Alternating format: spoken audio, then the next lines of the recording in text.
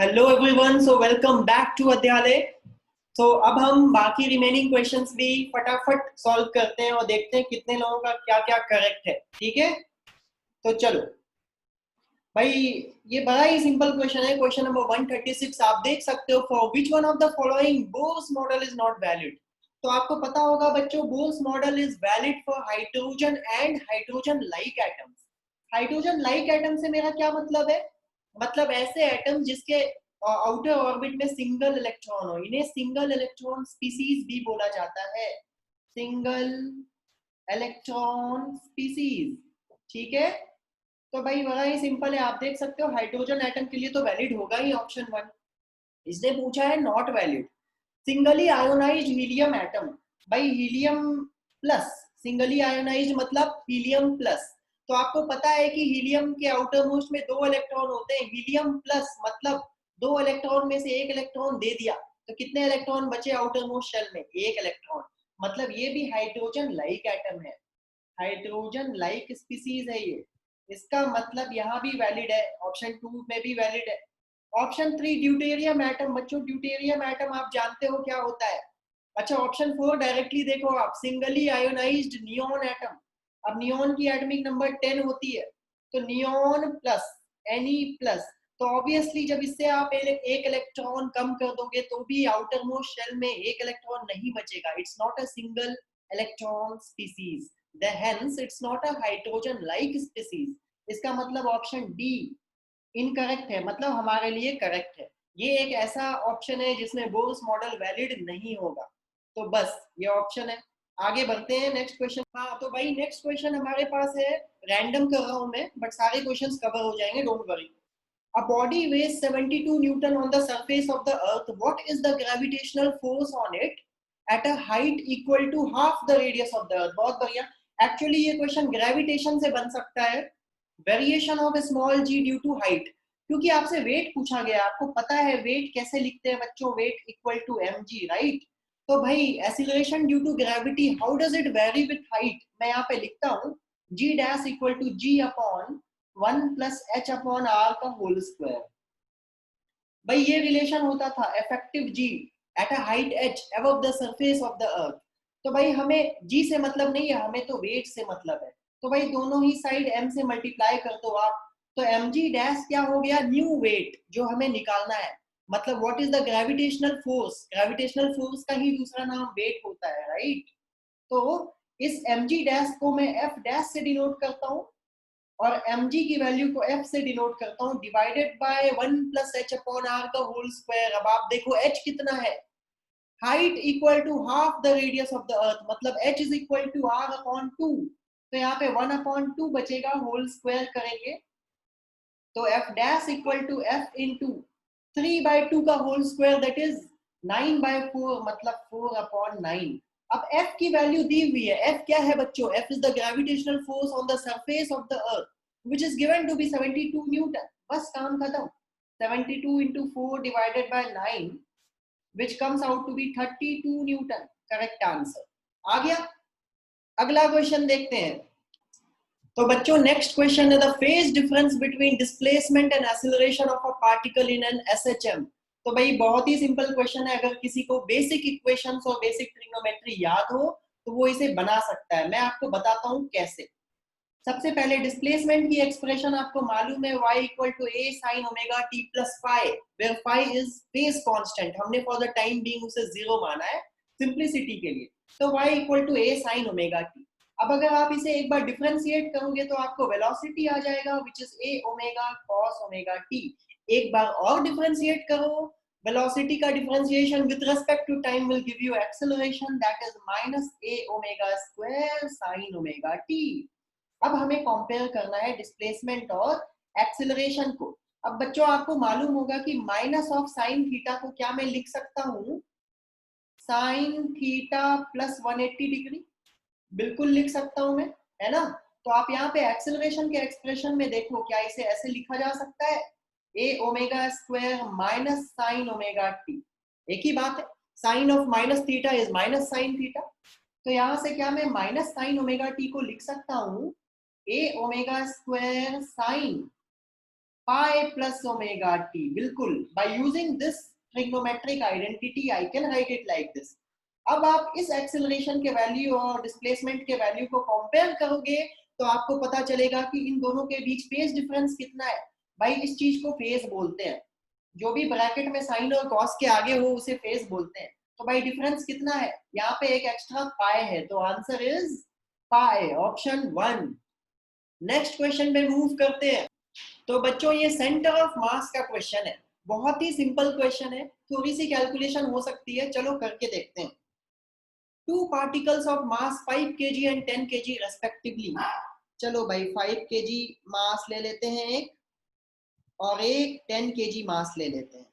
तो ये रहा हमारा 5 kg मास और ये रहा 10 kg mass, are connected, are attached to the two ends of a rigid rod of length 1 meter with negligible mass. Please note करना, ये जो रॉड हमने कनेक्ट करने के लिए लिया है ना, इसकी मास नेग्लेजिबल है, ठीक है, मतलब इसका कोई भी रोल नहीं होगा सेंटर ऑफ मास की कैलकुलेशन में। तो he is asking the centre of mass of the system, the center of mass of the system from the 5 kg particle is nearly at a distance of, मतलब हमें distance किससे major करना है बच्चों, 5 kg वाले particle से। आपको पता होगा अगर ये दोनों मास इक्वल होते तो centre of mass exactly mid point पे लाई करता, बट ऐसा नहीं है। आपको ये भी पता है, मैंने पढ़ाया है कई बार, centre of mass shifts towards the heavier side, मतलब मिड पॉइंट से राइट साइड होगा सेंटर ऑफ मास, ये बात तो तय है। मिड पॉइंट से राइट साइड होगा, मतलब हम मान लेते हैं कि सेंटर ऑफ मास यहाँ पे है, आप देखो ये है centre of mass, let us assume.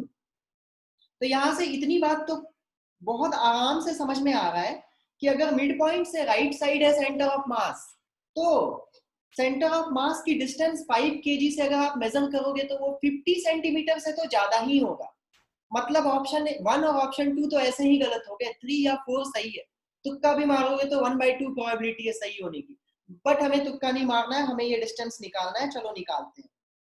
तो भाई मैं अपने पहले लेक्चर में ही बताता हूँ बच्चों सेंटर ऑफ मास कैलकुलेशन में कि अगर आपको ये x लिखना है तो आप लिखो opposite mass, because centre of mass is always distributed in an inverse ratio two the masses, right.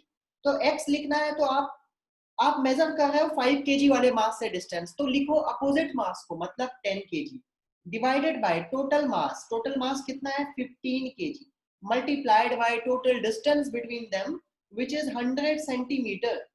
So 5 into 2, 5 into 3, that is 200 divided by 3. That is 66.6. That is option 3. 67 आपको लिखा हुआ है nearly at a distance. तो nearly दिया है तो हमने 66.6 को 67 मान लिया. So बहुत easy था, right? Move करते हैं next question. तो बच्चों ये टॉर्क निकालने का क्वेश्चन है, रोटेशन चैप्टर से ये क्वेश्चन है। तो आपको मालूम होगा कि टॉर्क का जनरल फॉर्मूला क्या होता है, torque equal to R cross F, है ना। R cross F. R vector क्या है बच्चों, R vector is the position vector of the point under consideration and F vector is the force vector. तो इस क्रॉस प्रोडक्ट को हम solve करने के लिए डिटर्मिनेंट मेथड का यूज करेंगे, I cap, J cap, K cap. तो भाई R वेक्टर कितना है देखते हैं। आप देखो R वेक्टर दिया हुआ है, position vector is 2K cap, मतलब 0 I cap, 0 J cap, 2K cap. अब लिखना है हमें फोर्स वेक्टर, फोर्स वेक्टर कितना है बच्चों 3J कैप। तो 3J कैप को कैसे लिखूं, 0 I cap, 3J cap, 0 K cap. अब हमें इसे सॉल्व करना है प्लस माइनस प्लस, जैसे भी आप करते हो डिटरमिनेंट को सॉल्व आप कर सकते हो, तो मैं ऐसे करता हूँ।